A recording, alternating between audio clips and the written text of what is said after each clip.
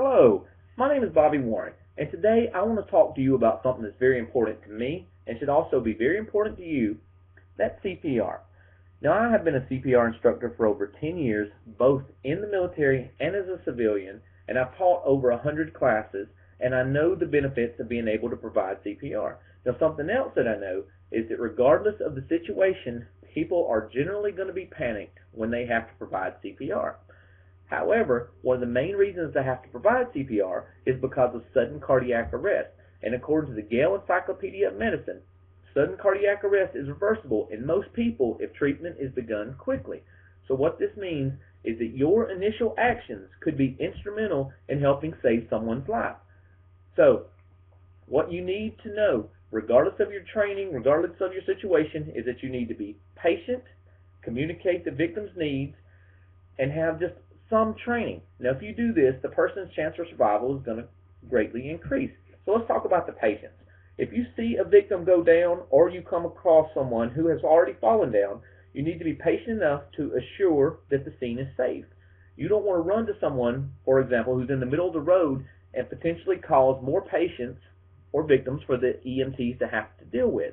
So you need to be patient enough to secure a safe scene before you begin any of the other steps. Now, once you've done that, once you know that the scene is safe, once you've had the patience to check that, then you assess your patient. You just shake them, hey, are you okay?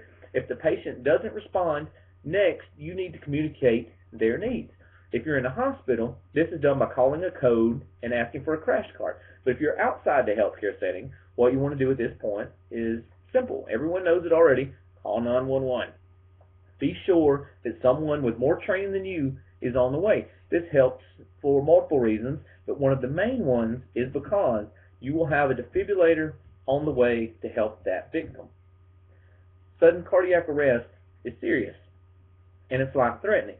And every minute that defibrillation is delayed, that person's chances for survival will decrease 7 to 10%.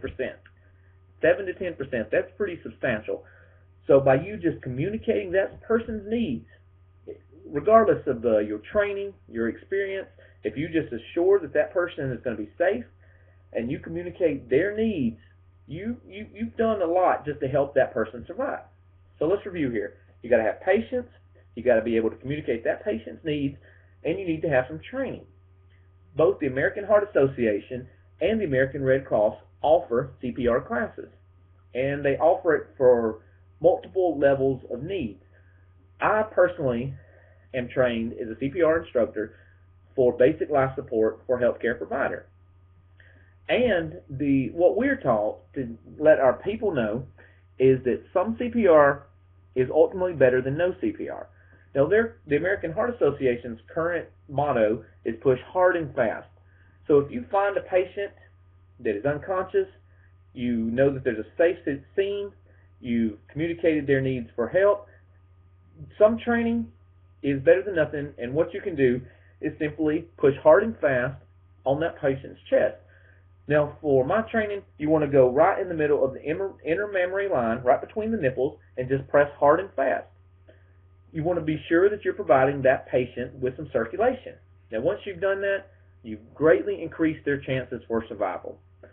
And you've done your part to help this person. Generally, it's going to take the EMTs a few minutes to get there, but once you're doing something for the victim, you've done a lot to help them.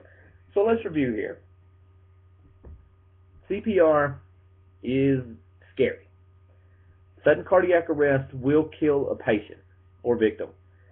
But you just being patient, communicating their needs, and having enough training just to push in the middle of their chest can greatly increase their chance for survival. Now, I know it's scary. I know you may be in a situation where you're not sure if you should interact. You don't know what you should do. But if you do nothing, that patient is probably going to die. So just by you being willing to do something, like I said, you've greatly helped them. And just remember, the person that you help may not just be some stranger on the street. That may be a family member or loved one. So just remember, keep in mind, be patient, be able to communicate their needs, and just have enough training just to push on their chest. All right.